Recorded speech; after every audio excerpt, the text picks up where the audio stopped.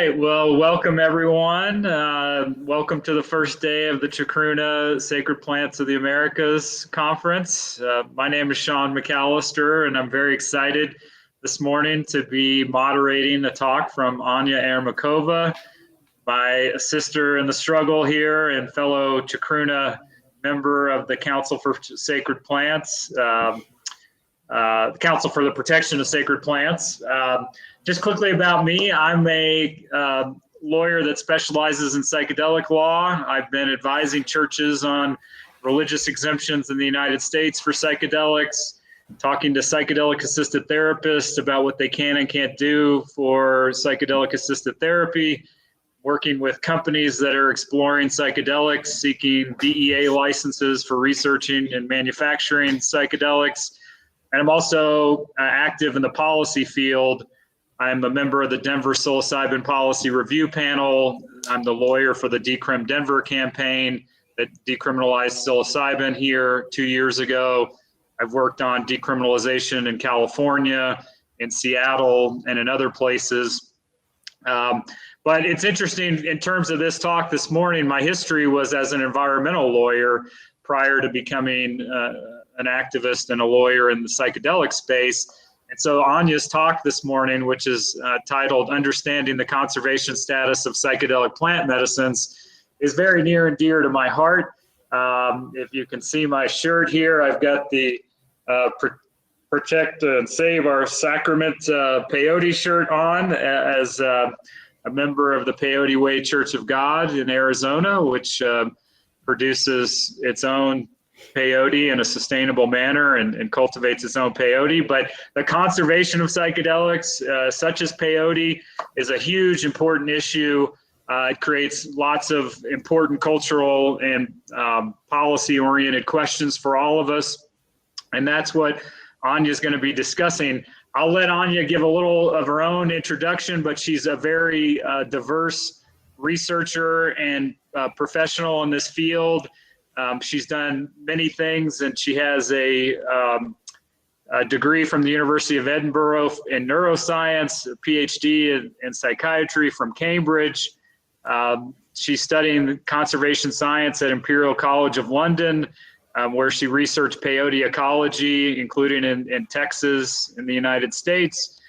She's worked as a research consultant in London on this topic, and she's going to be focusing today on, the conservation of these sacred plant medicines, particularly peyote, ayahuasca, the Sonoran Desert toad, and iboga. So we're very excited to have Anya share her expertise with us. And without any further ado, I will turn it over to her. Just letting everybody know that put your questions in the Q&A section, and we will stop for questions about 15 or 20 minutes from the end. We have about 45 minutes left for her presentation. So we look forward to her talk, and take it away, Anya. Thank you very much, Sean, for the introduction. I'm very excited to be here to start the day. I'll dive right into the presentation. So I'm going to present 4 case studies of naturally occurring psychedelics, and I'm going to shine a spotlight on the slightly darker side of psychedelic medicine use. We all know that connection is key to mental health and well-being, and from research at Imperial College London and other centers, we know that psychedelics help us to reconnect to oneself, to others, to the natural world. They also predict pro-environmental behavior and awareness, and increase nature-relatedness in the long term. And as my friend Sam Gandhi, who is leading this research about psychedelics and nature awareness, believes that they tap into some innate capacity to feel part of nature. These results are really important to highlight, yet I think of equal importance, if not more, is to shed light on another side of the story, where the ecological and social vulnerabilities are exposed by the current surge of interest and use of these medicines. This links us to the darker side, and that involves commercialization, commodification, cultural appropriation, exploitation, and resource extraction. More and more people are turning to psychedelics in search of healing, connection, and meaning. As more research is coming out showing therapeutic potential to improve mental health, and well-being, and the stigma is being lifted, the demand is only going to increase. And all over the world, more and more retreat centers are opening up, promising healing and connection with any number of substances like ayahuasca, San Pedro, peyote, kambo. And this is accompanied by meditation, yoga, and breathing, and all sorts of other things, differing in prices and ranges. This brings us to many important questions that were raised last year at Psychedelic Liberty Summit and are still very, very salient and important to think about. What is the conservation status of some of the naturally occurring psychedelic medicines? How can we ensure respectful, safe, ethical, inclusive, and sustainable sources for psychedelic plants and materials? And I don't mean just plants, I'm also going to talk about the Sonoran Desert toad and other ethical and sustainable alternatives. So the first case study I'm going to talk about is peyote cactus, and this is something that I know more than others because that was my own research. And 2 years ago, when I was studying at Imperial College, I did a research project on ecology of peyote in Texas, United States, and I lived in South Texas and spent a lot of time there on this topic. And of all naturally occurring psychedelics, peyote is without question the most endangered. And this is a small psychoactive cactus, and it's only found in small parts of Texas and in Mexico. Its main psychoactive substance is mescaline, and it's a very long-lived species, but with low growth rate and low levels of establishment. That means that if something disrupts the population, it takes very long time, if ever, for the plants to recover. Mescaline, but not peyote, is listed by 1971 UN Convention on Narcotic Drugs. But in the United States, both peyote and mescaline are Schedule I drugs. International Union for Conservation of Nature lists peyote as vulnerable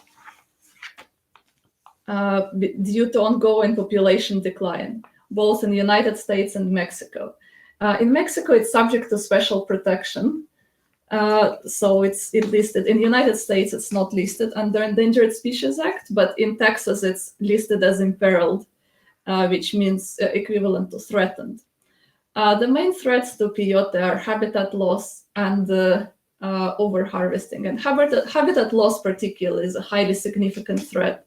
South Texas, where most of the peyote grows in the United States, is rapidly developed. There is agriculture. A lot of land is turned into improved pasture, and improved means that all the native vegetation, which is thorns and scrubs, mesquite, are taken down with the root, and it's just seeded with grass, which can support more cattle. And of course, oil and gas and energy infrastructure play an important part.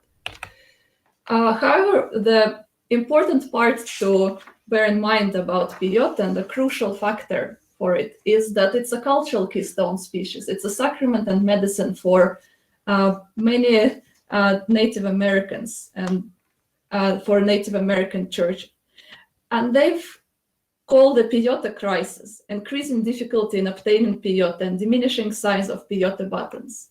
And Native Americans, members of the Native American church, are the only people legally allowed to use peyote in the United States. And you'll hear more about it in the presentation by Miriam Volat and Lucy Binali about indigenous-led conservation initiatives. And it's really encouraging and inspiring to see projects such as IPCI, where Native American church leadership is working on the legal pathways to protect conservation of peyote, including culturally acceptable cultivation, repopulation of native habitats, rewilding, and education by the Native Americans.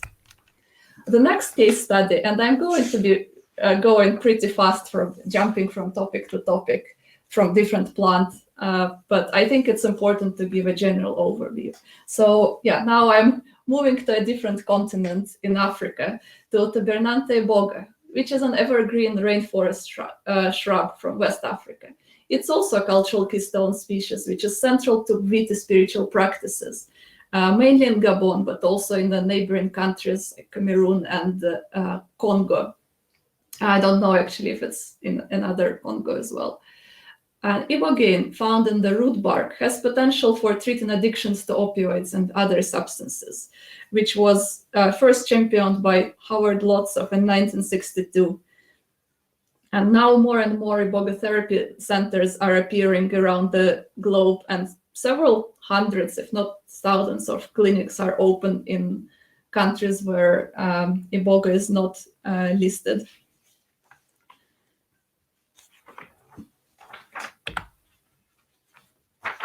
In terms of conservation, iboga's fruit attract, among other animals, elephants and gorillas who spread plant seeds. And the legends say that wild hogs were the first to lead the pygmies to the shrub, and that's how it was discovered, because the hogs dig up the roots and get visibly intoxicated by it. But also gorillas, parrots, and elephants are observed eating iboga.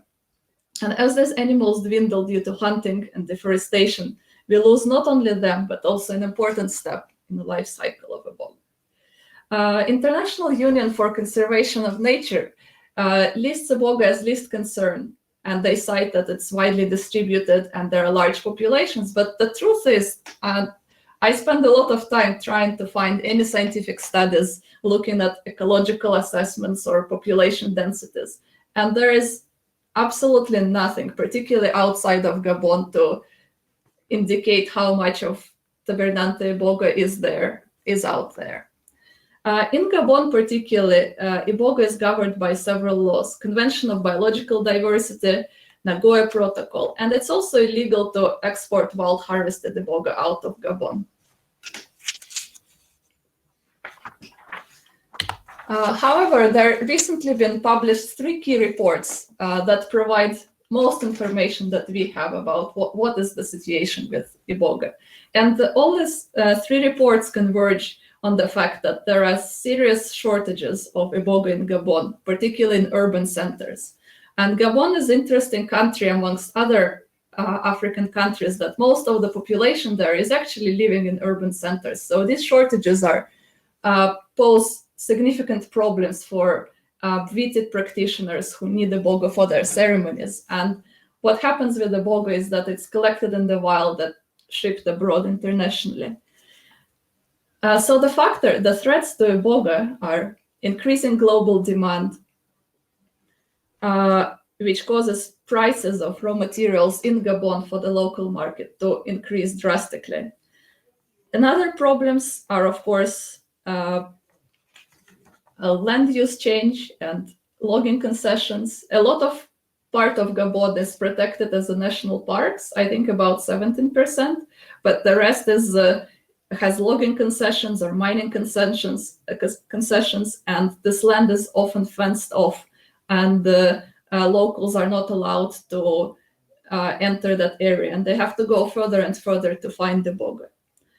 Then there is also lack of traditional agriculture, and the cultivation programs are just starting, because the forest was always there and people could always go and harvest iboga there. They never grew iboga.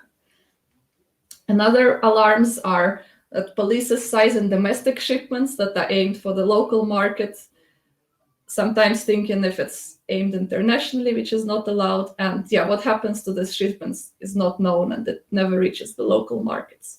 Another problem is the stigma associated with traditional use of iboga, particularly from evangelical Christians, but also Catholic and Islamic influences, which leads to the lack of political support. And also climate change, which makes it more difficult for iboga to grow. And there are also networks of organized crime and black market dynamics, where there are reports of iboga harvested in Gabon, smuggled out into Cameroon and sold from there. And also there have been connection between ivory or pangolin scales and other wildlife being trafficked together with iboga. The next case study is Sonoran Desert toad. Insidious, or commonly known as buffalo virus, is a toad native to Sonoran Desert, as the name suggests. It's very long-lived. In the wild, they live maybe around 10 years. In captivity, they can live up to 20 years. It's the largest toad in the United States, and it has glands. For example, these glands, I don't know if you see my mouse, parotoid glands, where it contains toxins, which have bufotenin, 5-methoxy-DMT, and various other alkaloids. This bufotoxin protects toads from predators, but also contains probably one of the arguably the most intense psychedelic substance, 5-methoxy-DMT. And it's over recent years, again, is gaining popularity in a variety of ceremonial or recreational settings. When it comes to conservation, amphibians are probably one of the most vulnerable groups. And the main factor in this is habitat loss, pesticides, and climate change. And it's particularly important in the United States, where there are a lot of pesticides and they run off in the rivers where all the amphibians live. And one of the pathogens that is also very deadly is chytrid fungus, and it's already wiped out 90 species of amphibians and has caused drastic population decline in 500 more species. And there's already one population in Arizona of buffalo virus tested positive for chytrid. And although chytrid is probably not deadly for these toads, it's usually a lot more detrimental for the frogs and amphibians in general that live in colder climates. It still can reduce their survival rate and their fitness. And toad is already in the United States extirpated from California. It's very rare in New Mexico, and it's declared vulnerable in Arizona. But we don't know what's the situation in Mexico, because the latest assessment was done in 2004, where it was listed least concern, but we don't know what is the current situation.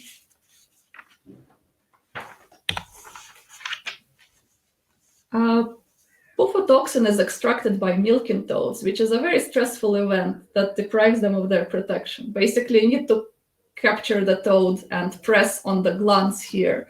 And on the picture here, you can see the toad that has been milked too many times, and you can see the blood vessels are coming very close to their sensitive skin, and it's probably a very, very unhappy toad. And the particular danger here is that the quantities of this extraction that's going on, particularly in Mexico. This is the image that was sent to me by Robert Villa, who is the president of Tuscan Herpetological Society, just to show how many toads. It's probably like several hundreds, if not thousands, to collect that much secretions. And these are all to supply retreat centers and to commercial selling of the toad medicine. Also, handling toads can spread pathogens, particularly if it's associated with relocation. And you probably, a lot of people are not handling them correctly.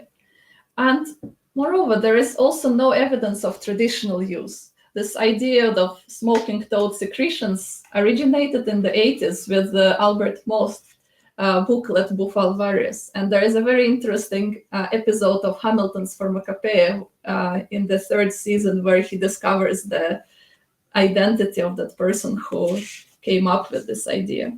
So I highly recommend watching this.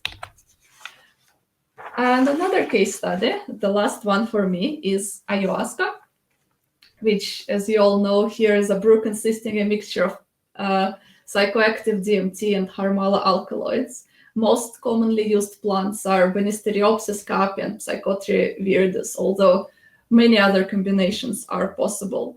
And I'll focus here on caapi for the case study, just because I have limited time here.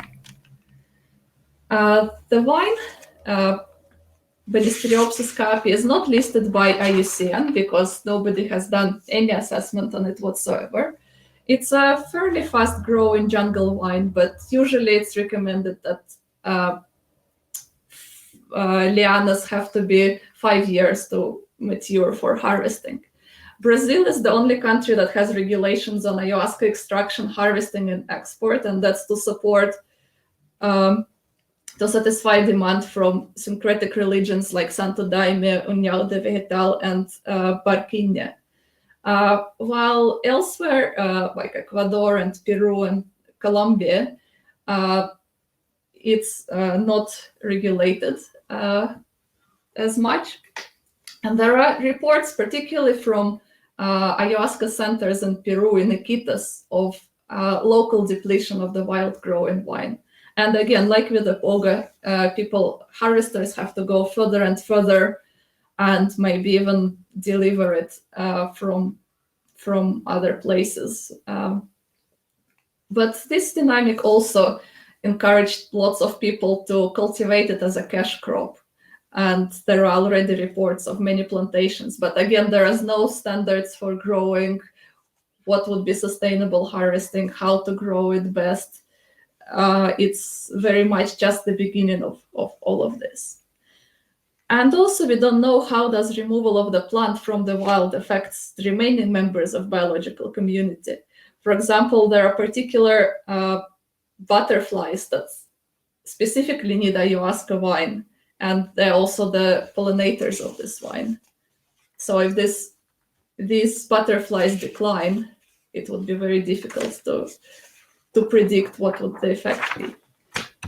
And even more alarming, there are other knockoff effects of ayahuasca tourism. And 2 years ago, this study came out indicating that over recent years, there have been an increase in demand for jaguar body parts. And the authors of the study attributed to the effects of ayahuasca tourism, where many people had ayahuasca experience, had visions of jaguars or encounters, and they want to take something to remember it. So this is a very, very alarming. But not everything is just doom and gloom. There are plenty of psychoactive plants that are doing great with human disturbances. For example, many mushrooms, such as pasture-loving liberty cups, that the more pastures there are, the more of these mushrooms would be, or the ones that grow on the dung, like Psilocybe cubensis and others. There are also plenty of psychedelic species or psychoactive species that spread around the world and are in places considered invasive species. For example, Syrian rue in several states in the United States, like in Texas, is designated as a noxious weed, and there are strong eradication programs aimed at removing it completely from the wild. And there are also plants that are incredibly common and grow really easily in cultivation. For example, San Pedro cacti or morning glory or baby wood rose, or even Salvia divinorum, that in the wild salvia is found in a very tiny area in Mexico and among the Mazatec Mountains, while in cultivation it's very easy to grow it. Maybe not from seed, but from cuttings. So answering the question, are there ethical and sustainable alternatives? The answer really depends on one's worldview, belief system, traditions, values, and intention for consuming psychedelic. For example, it would be highly unethical to suggest replacing someone's sacrament, which is central to one's spiritual and religious beliefs, with another plant. But if you are a casual psychedelic explorer, of course, go for, there are plenty of alternatives or even synthetic varieties. For example, I would encourage anyone who is interested in trying mescaline to either go for synthetic mescaline or use San Pedro. And again, of course, check what's the legality in your country, wherever you are in the world. But there are lots of alternatives. Or for example, with Ibogaine containing plants, there are plenty of other plants that have Ibogaine or related alkaloids, and it's not that difficult to semi-synthesize ibogaine from Wakangin, for example, that's found in Wakanga africana tree, that grows much more quickly and in a range of different climates, making it more suitable option. And it's also actually widely used for production of other medicines and cosmetics. So there are already plantations of Wakanga. And there have been also research about Taberna montana, which is another related genus of plants that contain indole alkaloids. And again, some of these plants are really widespread in Mexico, in Central America, in South America, in Asia. And again, for DMT is probably one of the most abundant psychoactives out there. There are dozens of acacia species and other plants that contain DMT, and again, lots of other plants that contain harmala alkaloids. So there are lots of options out there. Just I encourage you to do research and look out for these alternative plants. And in conclusion, I would encourage you to always ask a question if you're planning to take something. Where are plants or toad medicine coming from? You have to ask this question and think whether it's been sustainable. Is your psychospiritual balance in balance with ecological considerations? How can we heal ourselves with least harm for the planet? And psychedelics bring much needed healing and connection and meaning to our lives. But we also need to expand our consciousness to political, cultural, and ecological realities. We are part of the whole, and we need to think globally, because it's all part of one big whole. And where possible, grow your own, substitute for more sustainable options, give back to local communities, and always use the reciprocity principle and sustainability. Thank you very much. And if you have any questions, feel free to email me. I don't really use social media, but you can always reach me by email. Well, great job, Anya. Amazing overview of the many challenges for many of these plants. So I see we have quite a few questions already in the Q&A chat tab. Somebody asked where that is. It should be just to the right of the regular chat. You should see a Q&A section. So we have many questions in there already. I think I will ask some of those questions, and then I have a few of my own, but let's give the audience the first chance here. Let's see, the first question we got was from Gabriela. She asks, when you mention no traditional use of toad, it means native people do or do not make regular and ritualistic use of it? I guess she wants to understand that comment. Mm-hmm. Yeah, that's a good question. So some native people nowadays make use of toad, but for example, the Yaqui and the Seri people in Mexico, but it's a fairly recent development that was actually happening in the last 10 or 15 years. What I meant by my comment is that historically there is no evidence that toad secretions were used as a psychoactive agent. Yes, toads feature very heavily in iconography and mythology, but so do many other animals. It does not necessarily mean that they were used. There is no ethnographic or literary evidence of any use of toad secretions for psychedelic purposes. Great. Let's, as long as we're talking about toads, I wanted to say that I know a medicine man who personally sources toads in Mexico and talks about the challenges with cartels extracting toad medicine, mixing it with methamphetamine, habitat destruction. And this medicine man says he thinks in our lifetime we will see the loss completely of the toad. Are there any protections in Mexico for the toad? Is it a critical problem right now? Should people only be using synthetic 5-MeO DMT? What is your assessment of the protections that are there and how people should decide if they can ethically consume 5-MeO?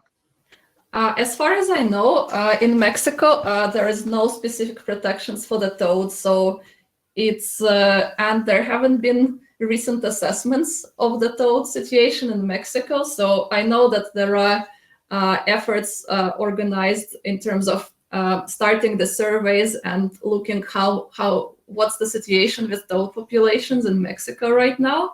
And it's been partially financed by reissue of the Bufo booklet. But yeah, we don't know yet what is the situation, but I would strongly encourage people to switch to synthetic 5-methoxy-DMT because we don't want to realize, say, in 5 years' time, when it's already too late, that the damage to the toads is irreversible. I think it's better to act from a precautionary principle. When we don't know the situation, it's better to be careful and protect the toads. Yeah, someone asked, I'll go ahead and ask this question now. Is there more information about research related to toad preservation? This individual comes from Mexico and they're interested to know more about the issue. How would someone find out more about the toad? Again, I'm not very familiar with the situation in Mexico because I mostly know, I would guess, I know that there are several organizations aimed at conservation of Sonoran Desert in general. I don't know if they're toad specific, but I also think that many initiatives that are aimed at conserving the habitat of the toad would be very good for the future survival of the toads, even if it's not directly aimed at the toad. Okay. Andrea asked a question that I'm going to kind of expand on. She's asking about, are there any potential that you could imagine Banistheropus capi, one of the ayahuasca plants, is there any scenarios you can imagine it becoming at risk due to the increased demand? And I wanted to expand on that question and just say, we hear a lot of concern that perhaps there's over-harvesting of the Chacruna and ayahuasca vine in South America. As you mentioned, there's not really any formal protections for it in South America.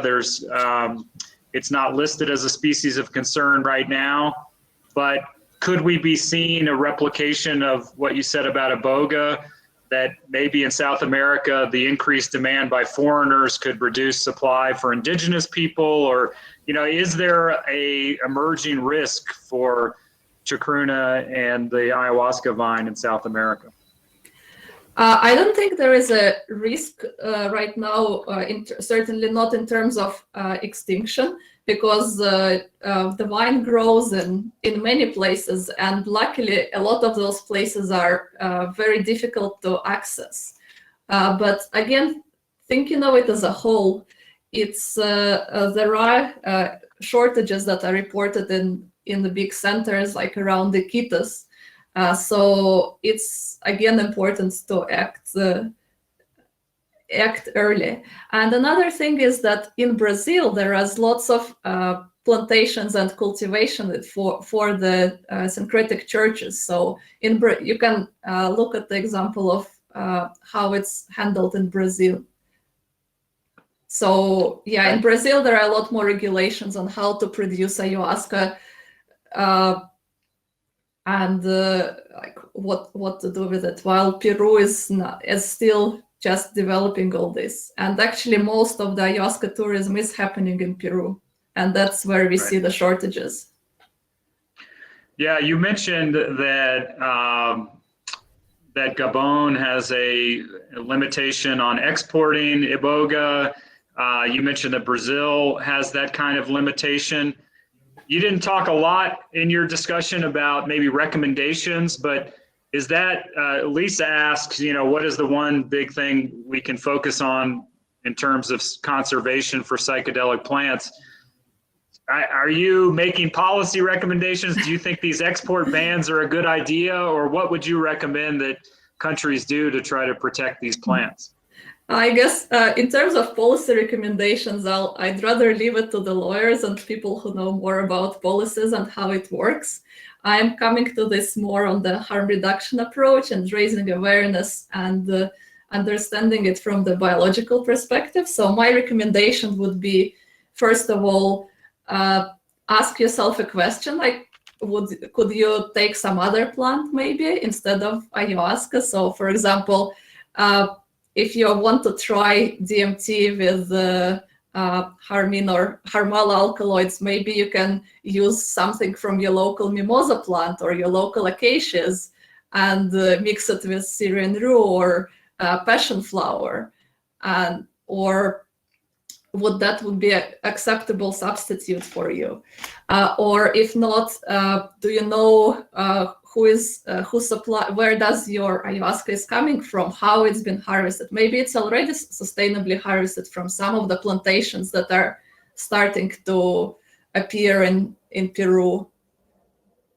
Yeah, just ask those questions and raise those questions and increase the demand for traceability, for some sort of certification. I know we are not here yet, but something along the lines of, say, sustainable palm oil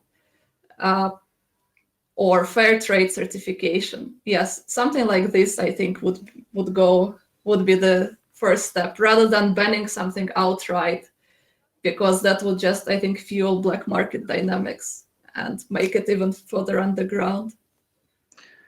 Okay, Taylor asks a question about whether there's any concern for the combo frog. In the same way, there's a concern about the bufo toad. We do see a drastic increase in the use of combo. It's very common now. It's legal in the United States. There have been deaths in the US due to probably questionable practices around combo. But anyways, is there any concern about the frog that produces combo?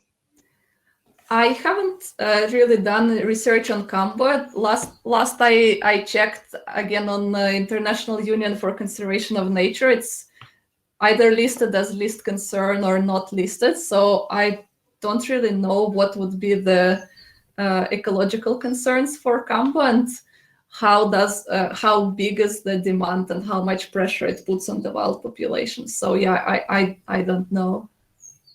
Okay. I know Tim Ferriss in his blog mentioned it, and mentioned it with the concerns also about animal welfare. But again, I think people should be able to make choices according to their ethics and values. Like, for example, I think it's a bit strange to tell people about concerns about animal welfare if they're, for example, eating meat or fish.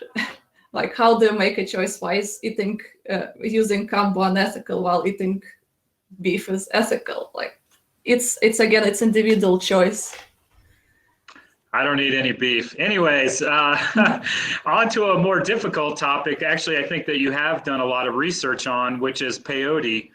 Obviously, peyote, I'm wearing the shirt in honor of peyote here. It's a bit of a complicated discussion, especially in the United States, with the Native American Church being very clear that, for example, as we attempt to decriminalize psychedelics around the US, they've stated a position that they don't believe that peyote should be included in decriminalization because it might encourage additional use. It will, frankly, encourage additional use of peyote, and because of the challenges in the conservation status of peyote and the special history that Native Americans have with peyote, they have come out against decriminalizing peyote. But what is your assessment of peyote? Has anybody considered Endangered Species Act protections in the United States for peyote, or are there other efforts? I know you're involved with conservation efforts around peyote. So if you can give us kind of your overview of kind of what you understand there and your ideas for moving forward. Mm-hmm. Yeah, you're right. It's a very, very complicated topic, and there are many different opinions about it, and sometimes these opinions clash. And what we need is really have all voices and everyone talking together and coming up with solutions that make sure that we respect the, as I said, biocultural sustainability. It's not just biology, it's also culture and what would work. And in terms of in the second part of the question about Endangered Species Act, there are many complications with it. And I would imagine many of the key stakeholders are going to raise serious concerns if it's listed under Endangered Species Act.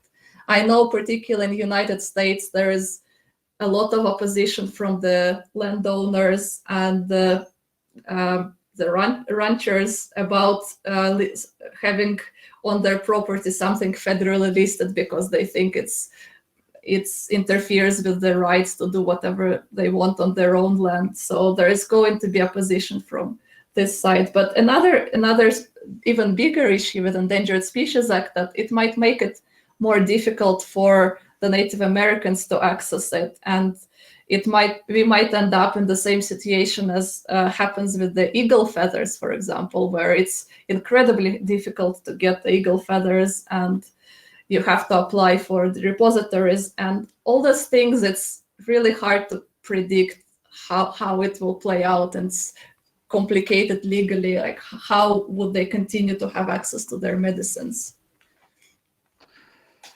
It is. It's very complicated, although I think Native Americans also have special protections now for eagle feathers. But yes, it might require a lot of legislation, and it is a complicated topic. All right, so I have a few other questions here myself, and there's several others in the chat. Maybe can you talk a little more about iboga in Africa? You mentioned that there seems to be a shortage in urban areas for local use. And so are there organizations or efforts to conserve iboga or make it available for local people? You know, what is going on there, and maybe how can people get involved? First of all, I want to direct anyone interested in iboga to read two recent reports by ICEERS. I might drop it in later in the chat, the links to those. And these are excellent qualitative analysis of the situation with iboga based on the interviews. One report is based on the interviews with the international community, and the second report is based on the interviews with the local people in Gabon who are Viti practitioners, and also legislators and all sorts of researchers from Gabon. So yeah, read those two reports.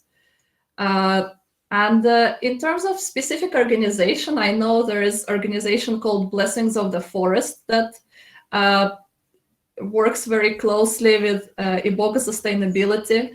And there are several initiatives now in Gabon. There's one community-led initiative to set up iboga plantations that would have all the necessary permits but the thing is with iboga, it's again another long-living plant, and for the first 5 or 6 or 8 years, you wouldn't even know if your cultivation is successful because you don't know what factors influence the presence or absence of alkaloids in the root bark. And it's not immediately apparent, it's only apparent after several years. So yeah, there are very good initiatives starting up, but we don't know how they would play out in the long run yet. Okay, we're running out of time, just a few minutes left. I think it might be a good time for me to mention Chacruna's new Indigenous Reciprocity Initiative, which I've dropped the link to that in the chat here. I believe this weekend is the formal launch of the Indigenous Reciprocity Initiative, the IRI. And we had a great kickoff yesterday with some entrepreneurs and others committed to psychedelic reform, and actually raised tens of thousands of dollars for the Indigenous Reciprocity Initiative. When people say, how can I help and how can I get involved? If you go to that link and look at the website, you're going to see that Chacruna has curated 30 organizations that are primarily indigenous-led, indigenous prioritized organizations in Latin and South America that are focused on the broad range of conservation issues here. Protecting the land is protecting the medicine, protecting the land is protecting the indigenous people. So I definitely want to encourage people to check out this Indigenous Reciprocity Initiative, to support it, to consider donating to it. And as Deva says in the chat, also consider becoming a Patreon member. So I guess we're at the end. Maybe I'll give Anya one more chance here if she wanted to say anything else she didn't get to or has any recommendations. Some people had asked in the chat, are there good videos or resources that we should be watching? Any other recommendations you have for people committed to the conservation of psychedelic plants and medicines? Yes, absolutely. And I'll drop several links in the chat as well later on. So for some articles and for the reports and for other organizations to support as well on the different topics. Okay, well, maybe you should do, I don't know if we get off here, if the chat will restart, but if you want to start dropping some things in the chat. And we really are out of time anyway, so this has been perfect timing. And again, just thank my sister Anya for a great presentation. Thanks everybody for joining us. The weekend has just begun, and pace yourselves. We have a lot of information to absorb here. Thanks everybody. Thank you very much. And yeah, probably the final thing I want to say, yeah, support indigenous-led initiatives and help as much as you can. And also support your local communities as well, wherever you live. Don't just, yeah, try to make positive change wherever you are. Thank you. Thanks, everybody.